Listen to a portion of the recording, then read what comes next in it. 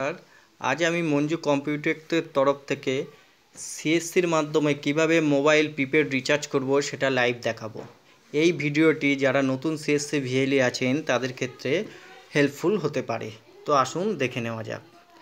এটা আমি আমার সিএসসি পোর্টালটা অলরেডি লগ ইন করে রেখেছি। এটা আমার সিএসসি পোর্টালের ড্যাশবোর্ড। এবার আমরা দেখে নিই কীভাবে আমরা মোবাইল রিচার্জ করব। তো এখানে ওপরে আপনারা এই অপশানটা দেখতে পাচ্ছেন, যেখানে ডিটিএইচ, হেলথ, গ্যাস ইত্যাদি এই অপশানগুলো পেয়ে যাবেন।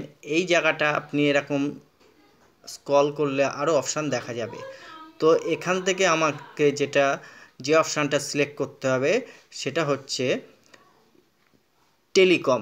এই যে টেলিকম অপশানটা দেখা যাচ্ছে, এই টেলিকম অপশানটা আমাকে চুজ করতে হবে। তো এই অপশানের উপরে আমি ক্লিক করব। তো আমি এই অপশানে ক্লিক করলাম। ক্লিক করার পরে নতুন পেজটি, সিএসসির নতুন পেজটি আমার ড্যাশবোর্ডের একটা ওপেন হবে। এখানে যে মোবাইল প্রিপেড অপশানটা দেখতে পাচ্ছি, এই মোবাইল প্রিপেড অপশানে ক্লিক করব। ক্লিক করলে এখানে আমার বিভিন্ন মোবাইল অপারেটরগুলোর নাম শো হবে। তো আমি এখন একটা জিও প্রিপেড রিচার্জ করব, অর্থাৎ জিও মোবাইল নাম্বার রিচার্জ করব। তো আমি এখান থেকে এই জিও অপশানটা সিলেক্ট করলাম।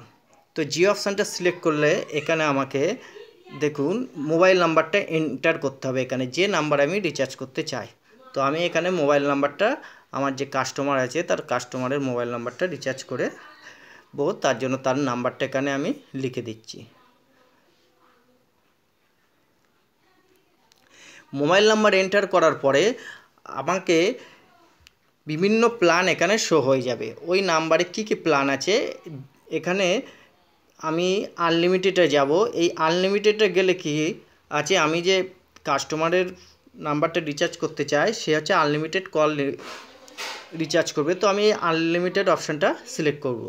সিলেক্ট করে নিচের দিকে স্ক্রল করব, এখানে বিভিন্ন রিচার্জ প্ল্যানগুলো শো হবে। তো এখানে আমি আমার সুবিধা মতো, অর্থাৎ কাস্টমার যে প্ল্যানটা রিচার্জ করতে চাই সেই প্ল্যানটাকে সিলেক্ট করব। তো এখানে আমি দেখতে পাচ্ছি যে এই 189 যে প্ল্যানটা আছে 28 দিনের জন্য, এটি হচ্ছে আমার কাস্টমার রিচার্জ করতে চায়। তো আমি এই প্ল্যানটাকে সিলেক্ট করব। তো সিলেক্ট করার জন্য এখানে দেখবেন রাইট সাইডে একটা সিলেক্ট বাটন আছে। তো এই সিলেক্ট বাটনে ক্লিক করব। ক্লিক করলে আমার নিচে একটু স্ক্রল করবেন, নিচে ওয়ালেট পিন চাইবে। এই যে এখানে ওয়ালেট পিনটা দিতে হবে, যেটা আপনার সিএসসি ওয়ালেট পিন। ওই ওয়ালেট পিনটা দিলে এখান থেকে যে 189 টাকাটা দেখাচ্ছে, সেই 189 টাকা আপনার সিএসসি ওয়ালেট থেকে ডিডাক্ট হবে। তো আমি এখানে আমার ওয়ালেট পিনটা দিয়ে দেব। তো আমি আমার ওয়ালেট পিনটা এখানে দিয়ে দিয়েছি। ওয়ালেট পিনটা দেওয়ার পরে এখানে নিচে যে পে অপশানটি আছে, পে ₹189, এটাকে ক্লিক করব। তো ক্লিক করার পরে আমার রিচার্জটা সাকসেসফুল হবে। পে 189টা ক্লিক করার পরে একটু টাইম নেয় পেজটা একটু রিলোড হওয়ার পরে আমার যে মোবাইল ফোনের রিচার্জটা সাকসেসফুল হয়েছে সেই সাকসেসফুল মেসেজটাও চলে আসবে। তো অনেক ক্ষেত্রে কি হয়, সার্ভারের সমস্যার জন্য এটা একটু টাইম নিতে পারে। আপনারা এক দুবার এই বাটনটা প্রেস করবেন, দেখবেন প্রেস করার পরে এটা আপনার রিচার্জটা প্রসেসিং হতে থাকবে।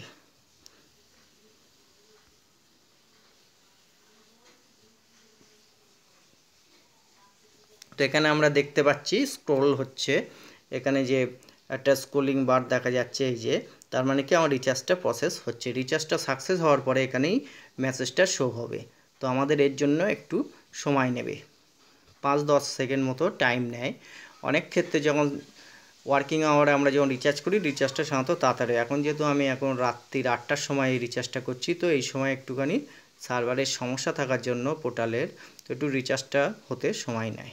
তো আমরা দেখি এখানে দেখুন নিচে একটা অপশান চলে এসেছে, এরর অপশান, যেটা আছে কি না রিচার্জ অর্ডার ফেলড। তো এই রিচার্জ অর্ডার ফেল অনেক ক্ষেত্রে দেখা যায় যে এই রিচার্জ অর্ডারটা ফেল হওয়ার পরে আপনার রিচার্জ কিন্তু সাকসেসফুল হয়ে যায়, কিন্তু আপনার এখানে কোনো সাকসেস মেসেজ আসে না। কিন্তু কাস্টমারের মোবাইল ফোনে ওর যে রিচার্জটা হচ্ছে সেই রিচার্জের এসএমএসটা ওর ফোনে চলে যায়। এবার আমার এই রিচার্জের যে টাকাটা কেটেছে সেটা কিভাবে দেখব, এর জন্য আমি এই 3 লাইনে ক্লিক করব। থ্রি লাইনে ক্লিক করার পরে এখানে যে অর্ডার অপশানটা আছে, এই অর্ডার অপশানে আমাকে ক্লিক করতে হবে। আমি যত যা কিছু রিচার্জ করব, যা কিছু করবো, এই অর্ডার অপশান থেকে আমাকে দেখে নিতে হয়। তো এই অর্ডারে ক্লিক করলাম। ক্লিক করার পরে অর্ডার হিস্ট্রিতে ক্লিক করব।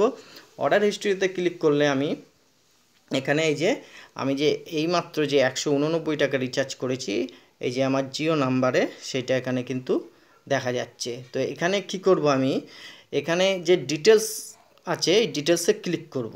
ক্লিক করলে আমাকে পুরো ডিটেলসটা শো হবে। এবার এখানে একটা জিনিস দেখুন, আমার যে কত কমিশন পাচ্ছি সেটাও কিন্তু শো হচ্ছে। যে কমিশনটা আমি পাচ্ছি 1 টাকা 28 পয়সা। ঠিক আছে, তো এই রিচার্জটা আমার সাকসেস হয়েছে। তো রিচার্জটা সাকসেস হলে কি আছে, এখানে আমাকে রিচার্জ সাকসেসফুল মেসেজটা শো হবে। অনেক ক্ষেত্রে দেখা যায় যে সার্ভারের সমস্যার জন্য, মেনটেন্যান্সের জন্য ওই রিচার্জ ফেল্ড এই অপশানটা এসে যায়। কিন্তু ওই রিচার্জ ফেল্ড অপশানটা আসা সত্ত্বেও কিন্তু আমার মোবাইল ফোন রিচার্জ হয়ে যায়, যেটা কাস্টমারের মোবাইলে SMS-এর মাধ্যমে শো হয়। অনেক ক্ষেত্রে SMS ঢুকতে টাইম নেয়, তো কাস্টমারকে বলবেন কি তার ফোন থেকে একটা কল করতে। যদি কল যায় তার মানে বুঝে যাবেন যে তার রিচার্জটা সাকসেস হয়ে গেছে। ভিডিওটি যদি আপনাদের ইনফরমেটিভ মনে হয় তবে অবশ্যই চ্যানেলটিকে সাবস্ক্রাইব করবেন এবং লাইক করবেন। ধন্যবাদ।